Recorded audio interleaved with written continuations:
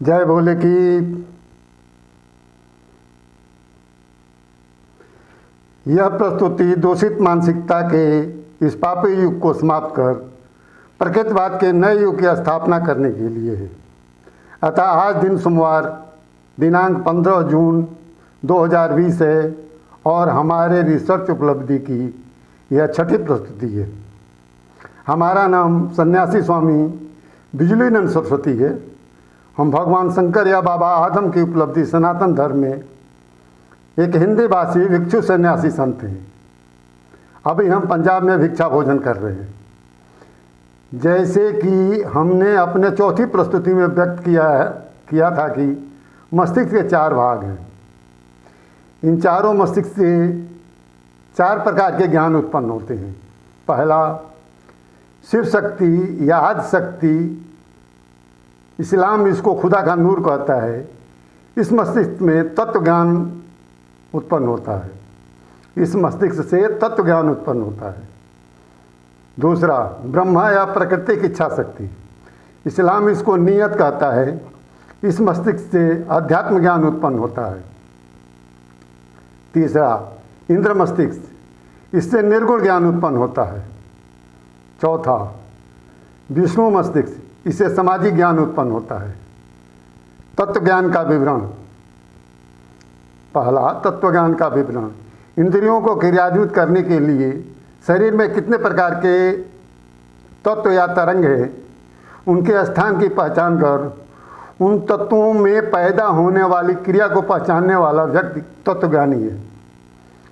इस तत्व ज्ञान पर भगवान शंकर ने सामवेद उतारा था। इसके बाद संसार में कोई दूसरी पुस्तक तत्व ज्ञान पर आधारित नहीं है। तत्व ज्ञान के बाद ज्ञान की सीमा समाप्त हो जाती है, अर्थात इसके बाद ज्ञान नहीं होता है।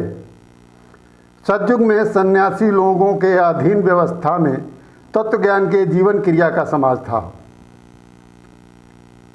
अध्यात्म ज्ञान, शरीर के तत्वों द्वारा इंद्रियां कैसे क्रियान्वित होती हैं या तत्वों द्वारा प्राकृतिक जीवन कर्म कैसे पैदा होता है, इसकी व्याख्या करना अध्यात्म ज्ञान है।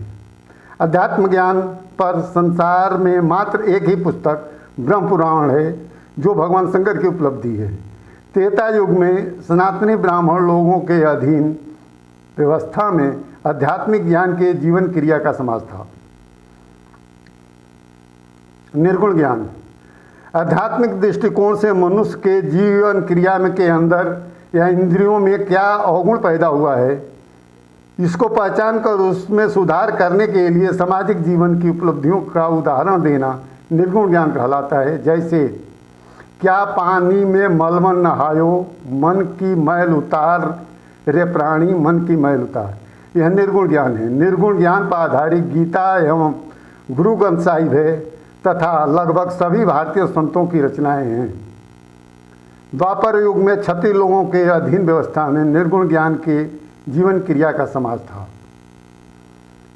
सामाजिक ज्ञान, मनुष्य के पास जीवन व्यतीत करने के लिए अपना कोई ज्ञान नहीं रहने पर दूसरे से जीवन नीति सीख कर जीवन व्यतीत करने की उपलब्धि को सामाजिक ज्ञान कहते हैं। ऐसा ही आज कलयुग का सामाजिक जीवन है।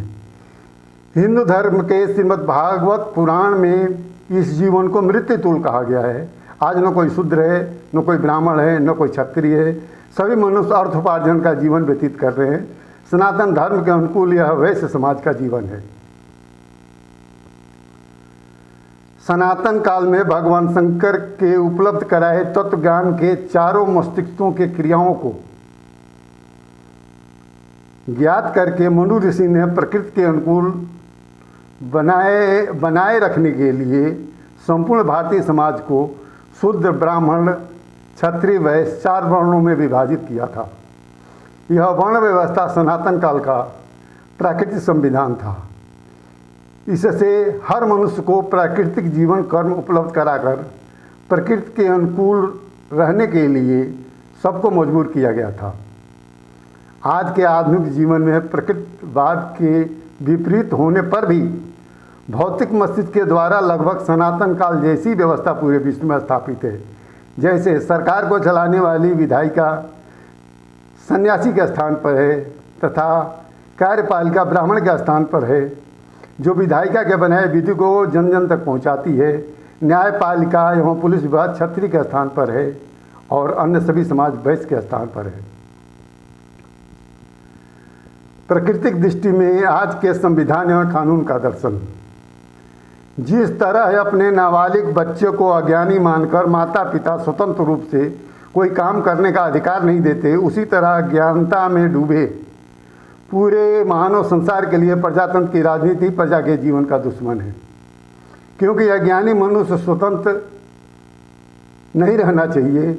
अगर अज्ञानी मनुष्य स्वतंत्र रहेगा तो अपराध अवश्य करेगा। इसलिए अज्ञानी को एक प्राकृतिक सत्य के अधीन रहना आवश्यक है।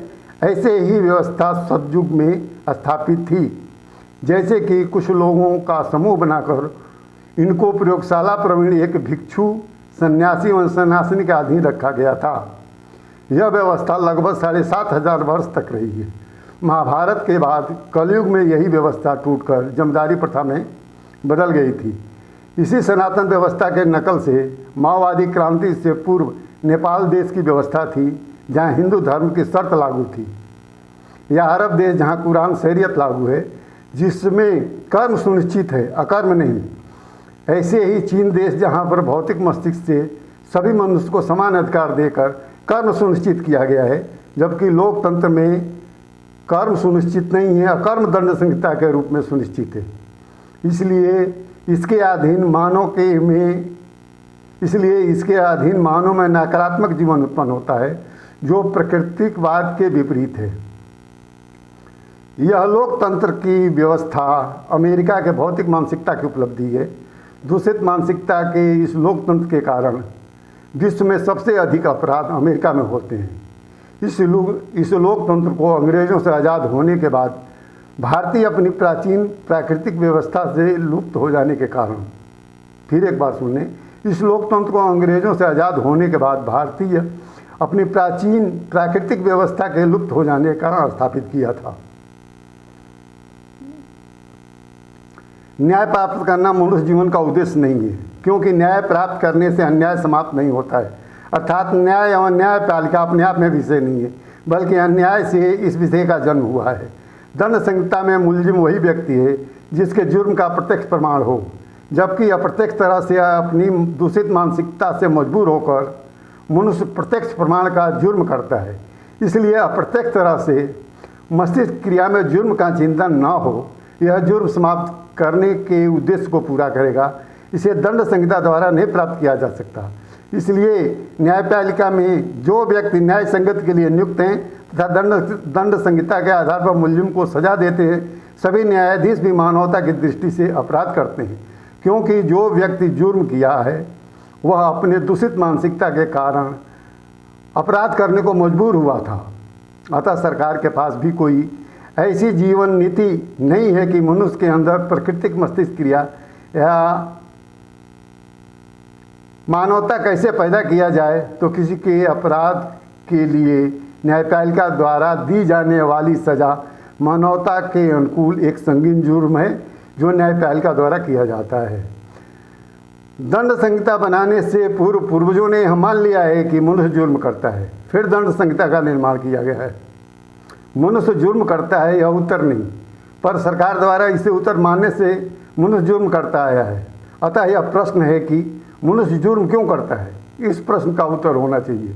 सनातन काल में इसी प्रश्न का उत्तर प्राप्त करने के लिए अपने आध्यात्मिक चिंतन के अन्वेषण द्वारा ज्ञात किया गया था कि मनुष्य अपने प्राकृतिक मस्तिष्क क्रिया के जीवन से अलग होने के कारण अज्ञान है और अज्ञानी का कर्म अपराध होगा। इसके लिए सनातनी पूर्वजों ने एक विशेष आचार संहिता के साथ मनुष्य को प्राकृतिक मस्तिष्क क्रिया के जीवन में रखने के लिए कुछ लोगों का समूह बनाकर इनको प्रयोग प्रवीण एक भिक्षु, सन्यासी और सन्यासिनी के अधीन रखा गया था। यही सनातन धर्म की व्यवस्था थी। सनातन धर्म के प्राचीन व्यवस्था को आज के वैज्ञानिक मानसिकता के अनुकूल पुनः हमारे द्वारा प्रमाणित कर मानव जगत में स्थापित किया जाएगा। इससे अपने आप ही सतयुग आ जाएगा। यह रिसर्च उपलब्धि संपूर्ण मानव जगत की अमानत है, इसलिए हमने इसके प्रयोगशाला को भारत सरकार के सहयोग से प्रमाणित करने का प्रयास किया था, पर हम सफल नहीं हुए।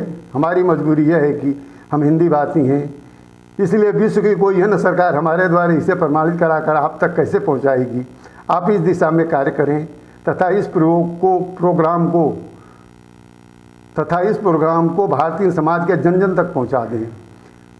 हम अपने आने वाले अगली प्रस्तुति में सनातन धर्म की सामाजिक व्यवस्था का प्रमाणित विवरण एवं कर्म योग एवं ज्ञान योग क्या है इसका अनुसंधान विवरण प्रस्तुत करेंगे। अंत में यह कि आओ पूरब वापस लौट चलें। जय भोले की